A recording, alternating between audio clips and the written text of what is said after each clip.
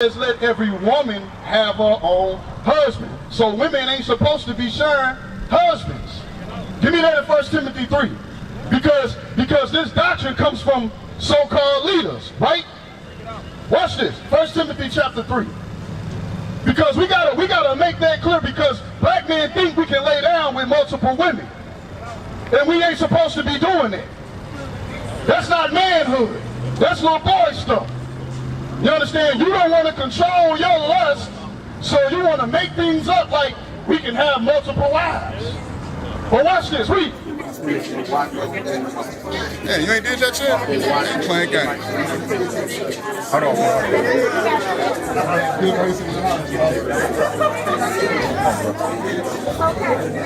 Look at this guy. What you doing, man? You subscribed yet? Subscribe right now. Do it. This is the book of 1 Timothy, chapter 3, verse 1. This is a true saying. This is a true saying. Paul said, I speak the truth, I lie not. Read. If a man desire the office of a bishop, Because when you desire to be a leader, that's the office that you desire, the office of a bishop, an overseer, right? Read. he desireth a good work. That's a good work. Read. A bishop then must be blameless. So a bishop must be blameless. This is how you are blameless as a leader. Read. The husband of one The wife. husband of what? One wife. God said we can only have one wife. We can't be sleeping with multiple women. That's evil.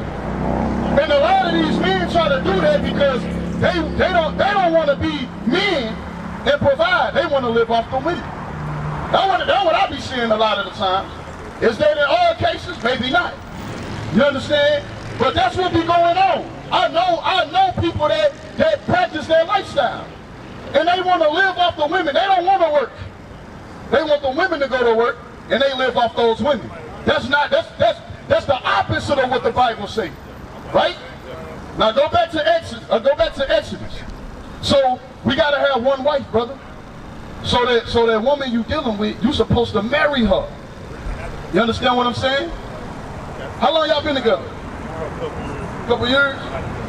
How old are you? You don't mind me asking. 52? Okay. So is she marriageable material? Trying to figure all that out. I'm gonna tell you something. You ain't gonna know who really love you until you start keeping the commandments of God. When you start implementing God's laws in your household, that's when you're gonna see who is who. I'm gonna prove it. Give me that in Matthew 10. I'm gonna show you. You understand? Because you know you are supposed to be a man of God, right? You know you are supposed to be a walking, talking example of Christ. When people see you, they supposed to see Christ. Not only in your image, but in your behavior, in your character. You understand? In your habits, right? Watch this, read. This is the book of Matthew, chapter 10, verse 34. Think not that I am come to send peace on earth. Right. I came not to send peace, but a sword. A sword cuts. It divides, it separates, right? Read. For I am come to set a man at variance against his father. You see that? The Lord came to set variance between family members. Why is that? It's because when you bring out what God really says, it's going to cause that division. It's going to separate the ones who really love God and the ones who just talking. That's what that's talking about, right? Read. And the daughter against her mother. You see that? This is all talking about the household, because that's where it's going to start. It's going to cause division there first. You understand what I'm saying? Watch this. Read. And the daughter-in-law against her mother-in-law. And a man's foes shall be they of his own household. So that's going to be your first enemy that you're going to have to deal with. That's going to be your first battle that you're going to have to deal with in your household when you actually start applying what the word of God says. You understand what I'm saying? That's how you going to know who's who. You don't know nobody until these laws of God come out. You understand what I'm saying? So, what? We're going to deal with the woman in a minute. I want to deal with you. So, as a man, give me that in 1 Kings. As a man, what you supposed to be doing? Because it say get your house in order, right? So what are we supposed to be doing as men? Providing, that's one. What else? Make sure everybody's doing everything good. Protecting, that's another. We also got to be teaching. We got to be educated. But you can't teach nobody nothing that you ain't doing. You understand what I'm saying? So what does God consider a man? We're going to show you. Watch this. Read. Because we ain't never been taught this. We've been taught society's definition of a man. We never been taught God's definition of a man. We ain't never been taught that. I know I wasn't taught that growing up. You understand? Never was taught that. And it's in the Bible, plain. But watch this. Read. This is the book of 1 Kings, chapter 2, verse 2. I go the way of all the earth. Be thou strong, therefore, and show thyself a man. See that? It said, be thou strong, therefore, and show thyself a man. Why did God have to tell us to be strong? Why is that? Just think about it. Just keep it real. Just think about society today, the men in society today. Why did God have to tell us to be strong and show thyself a man? Because today, all these men weak. The black man is weak today. You understand what I'm saying? So God has to tell us, be strong and show thyself a man. Right? Read. And keep the charge of the Lord thy God. And keep the charge of the Lord thy God. If you're in charge of something, it means you're responsible for something. When it says keep the charge of the Lord, that means we have a responsibility out here as men. Right? Read. To walk in his ways. We got to walk in the ways of God. Not in the ways of our oppressor. Because that's ultimately, you either worshiping God or you worshiping your oppressor. Because your oppressor taught you to and programmed you to see them as God. That's why God said, give me that, hold that. I'm going to show you in the Bible. Give me that in Proverbs 3:31 real quick. And we're going to jump back. Because God told us not to walk in the ways of our oppressors. Because our people see them as God. That's why they do that. But watch this. Read. This is the book of Proverbs, chapter 3, verse 31. Envy thou not the oppressor. God said, don't envy the white man. So we just going to make it plain. Don't envy the white man. Read. And choose none of his ways. Don't choose his ways. Don't walk in the ways that the white man said you should walk in. Go back to 1 Kings. Believe it or not, the Bible talk about these things. The Bible talking about us. You understand what I'm saying? Specifically us. Watch this. Read. I go thy way of all the earth. Be strong, therefore, and show thyself a man. Read. And keep the charge of the Lord thy God. So walk in his ways. We have to walk in God's ways, not the white man's ways. Not the ways of our oppressors. The oppressor said it's okay to shack up. You understand? The oppressor said it's okay to put marriage off. You understand what I'm saying? They said it's okay to lay down with a woman and try it out. You know what I'm saying? Test drive it, then get married. No, that's not what God says. Right? Read. To keep his statutes and his commandments. And even if they didn't tell you that directly, they show it in the movies. You know what I'm saying? The TV shows and all the music, all of these things that they put out here in your face. That's what they teaching you. You understand what I'm saying? Watch this. Read. Walk in all his ways, to keep his statutes and his commandments. This is how we become men. By keeping the commandments of God. Right? The commandments that God ordained from the beginning. The same commandments he gave Adam. This is how we become men. Read. And his judgments. And his judgments. The men have to judge. We are the judges of our nation, of our people. And the only way we can bring forth righteous judgment is if we abide by the laws, right? If you go to court, it's not a coincidence that the white man got everybody in every branch of government, they all following the same thing. Just because they all agree on the laws, the Constitution, so on and so forth. So righteous judgment is supposed to come forth. You understand? But of course they don't practice righteous judgment. You understand what I'm saying? But in order for us to do that, we have to be following the laws of God. Bring it out. That's how we going to judge our community. That's how you going to judge in your household. You understand? You have to judge matters as a man. You understand what I'm saying? We ain't out here to condemn nobody. Condemnation and judgment is two different things, and that's what our people get confused. You understand? Yes, we can judge. Give me that in 1 Corinthians, 2 Corinthians 2. Is it 2 and 13? He that's spiritual? 15?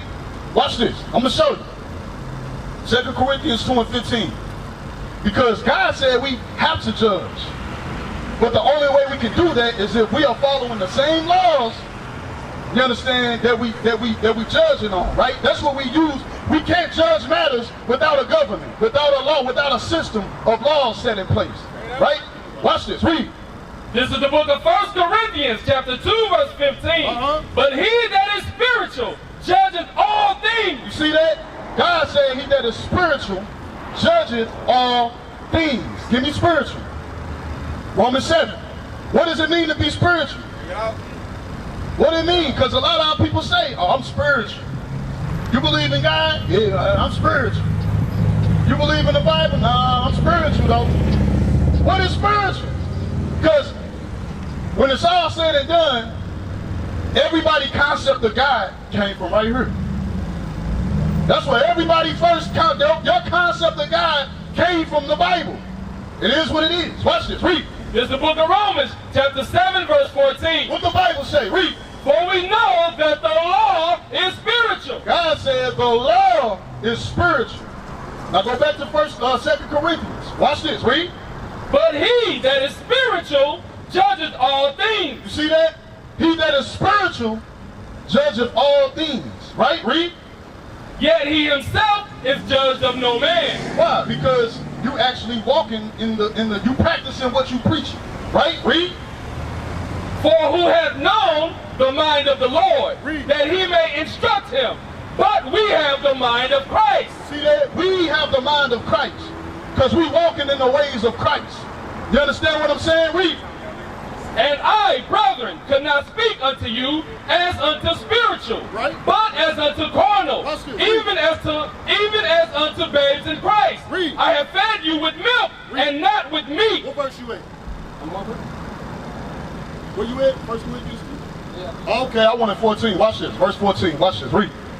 This is the book of 1 Corinthians, chapter 2, verse 14. Read. But the natural man receiveth not the things of the Spirit of God, right, for they are foolishness unto him. Read. Neither can he know them, because they are spiritually discerned. You see that? So if you're not spiritual, you're not going to be able to discern things. You're not going to be able to really judge matters. You understand? And this is why our community is so destroyed. Because nobody is out here judging matters. We turn it the other way. A lot of times, a lot of our people scared to say something. But guess what? If you was living right, you wouldn't have no fear. You wouldn't be scared to say anything to anybody about what's wrong in our communities. But our people know they ain't living right. That's why they scared to stand up. You understand what I'm saying? Give me 1 Corinthians 11. 1 Corinthians chapter 11. So, what you need to do, what's your name again? Greg. You need to get around other godly men. You understand what I'm saying? Because none of us grew up with godly men. They may say they believe in God, but what we learn? We learn how to smoke. You know what I'm saying? We learn how to fornicate. We learn how to sell dope. We know how many grams in an ounce. How many ounces in a pound? How many ounces in a kiwi? That's what we learn. But that's carnal. You understand what I'm saying? And we haven't been learning anything spiritual growing up. You understand what I'm saying? But God bringing men back on this earth in these last days to show our people what it means to be spiritual, what it means to be men, what it means to rule your house. Watch this. Read. This is the book of 1 Corinthians, chapter 1 Corinthians 11. Verse 1. This is the book of 1 Corinthians, chapter 11, verse 1. Be ye followers of me, even as I am also of Christ. Right. Now I praise you, brethren, that ye remember me in all things, and keep the ordinances as I delivered them to you. So we have to keep the ordinances of God. With no order, there's confusion. And God ain't the author of confusion. That's why women running around here telling men what to do. Because there's no order in our communities. That's why women out here trying to raise young men and they can't do it. That's why these young men so damn emotional. That's why these young men so quick to pull a trigger. They don't know how to deal with their issues as men. That's why they walking around with skinny jeans and purses, because they was raised by women. Women can't raise men. The men need to stand up. Read. But I would have you know that the head of every man is Christ. The head of every man is Christ. That's our head.